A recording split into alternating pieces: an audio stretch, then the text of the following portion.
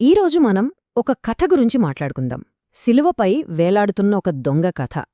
అతని చివరి క్షణాల్లో అతని నోటినుంచి వచ్చిన మాటలు మనకొక లోతైన సత్యాన్ని వెల్లడిస్తాయి.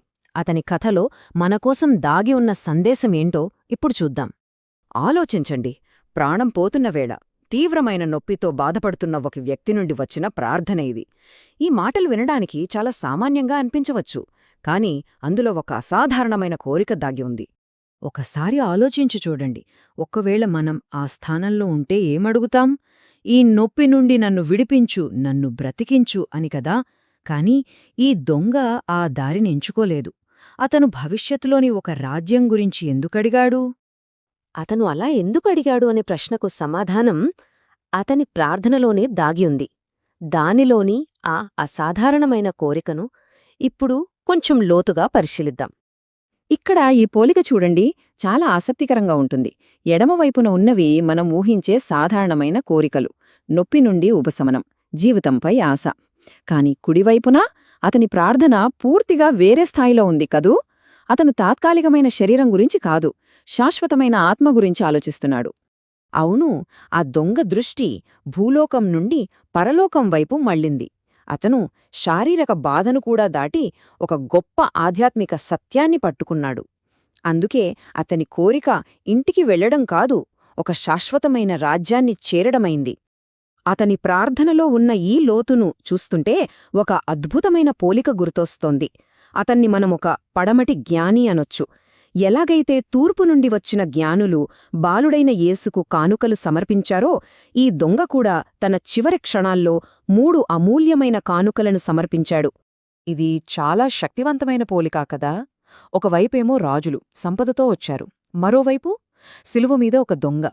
అయినా అతని పేదరికం, అతని పాపపు గతం ఏవీ అడ్డుకాలేదు, ఎందుకంటే ఇవి ఆత్మ నుండే వచ్చిన కానుకలు. అయితే ఆ 3 కానుకలు ఏంటి చూద్దాం. మొదటిది భోళము. ఇది చేదుగా ఉంటుంది, అది పశ్చాత్తాపానికి గుర్తు. అతను తన పాపాన్ని ఒప్పుకోవడమే ఆ భోళం. ఇక రెండోది సాంబ్రాణి. ఇది పొగలా పైకి వెళ్తుంది, అది ప్రార్థనకు ప్రతీక. అతని అభ్యర్థనే ఆ సాంబ్రాణి. మరి బంగారం? అది అతని ఆస్తి కాదు, అతని ఆత్మ. ఆ మూడో కానుక బంగారం గురించి మనం కొంచెం లోతుగా మాట్లాడుకోవాలి. ఎందుకంటే దేవుడు మన నుండి అసలు ఏమి కోరుకుంటున్నాడో ఇది మనకు చాలా స్పష్టంగా చూపిస్తుంది. యేసుకు మన ఆస్తులు, మన కార్యాలు, మన ఘనతలు కాదు కావలసింది, ఆయనకు మనమే కావాలి. ఆ దొంగ తనంతానూ తన ఆత్మను ఉన్నపాటున సమర్పించుకున్నాడు. అదే నిజమైన బంగారం. తప్పిపోయిన కుమారుడి కథ మనకు తెలుసుకదా. ఆ కథలో తండ్రికి తన కొడుకు తిరిగి రావాలి, అంతే, అతని సంపద కాదు. సరిగ్గా అలాగే దేవుడు మన హృదయాన్ని, మనల్ని కోరుకుంటున్నాడు. ఆ దొంగ ఈ సత్యాన్ని గ్రహించాడు. సరే, ఇప్పుడు మనం ఈ విశ్లేషణలో చాలా ముఖ్యమైన, కీలకమైన భాగానికి వచ్చేశాం. అస్సలు ప్రశ్న ఏంటంటే, ఆ శిలువ మీద అంత స్పష్టంగా యేసును చూట్టానికి ఆ దొంగకు ఏది సహాయం చేసింది? ఎందుకంటే చుట్టూ ఉన్న జనం ఆయనను అపహసించారు. పక్కనే ఉన్న తోటి దొంగ దూషించాడు. సైనికులు ఎగతాళి చేశారు. కాని ఇతను మాత్రం ఒక రాజును, ఒక రక్షకుడుని చూశాడు. అదెలా సాధ్యం? సమాధానం ఇదే. అతని జీవితంలో అతను అనుభవిస్తున్న ఆ తీవ్రమైన శ్రమ అతనికి దారి చూపిన ఒక నక్షత్రంలా మారింది. ఎలాగైతే తూర్పు జ్ఞానులకు ఒక నక్షత్రం యేసును చూపిందో, ఈ దొంగకు అతని బాధ, అతని శ్రమే ఒక నక్షత్రంలా మారి యేసు ఎవరో స్పష్టంగా చూపించింది. అందుకే అంటారు, కొన్నిసార్లు శ్రమలు మనల్ని దేవునికి దగ్గర చేసే నక్షత్రాలుగా మారగలవని. చూడండి, ఇద్దరూ ఒకే రకమైన శ్రమను అనుభవించారు, కాని వారి దృక్పథం పూర్తిగా వేరు. ఒకరికి శ్రమ శాపంగా మారింది, మరొకరికి అది ఒక నక్షత్రంలా దారి చూపింది. ఒకే పరిస్థితి, కాని 2 వేర్వేరు ఫలితాలు. మరి ఆ దొంగ ప్రార్థనకు, అతని విశ్వాసానికి ప్రతిస్పందనగా యేసు ఏమి బహుమతి ఇచ్చాడో ఇప్పుడు చూద్దాం.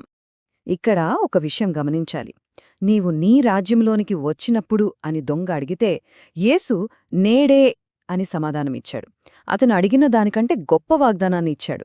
భవిష్యత్తులో జ్ఞాపకం చేసుకోవడం కాదు, తక్షణమే తనతో పాటు ఉండే బహుమతిని ఇచ్చాడు.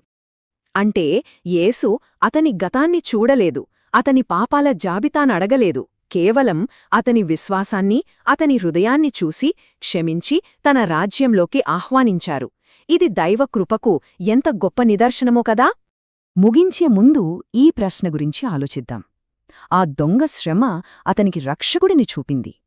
మన జీవితంలోని కష్టాలు, మన శ్రమలు అనే నక్షత్రాలు మనకు ఏ మార్గాన్ని చూపిస్తున్నాయి, ఏ సత్యాన్ని వెల్లడిస్తున్నాయి?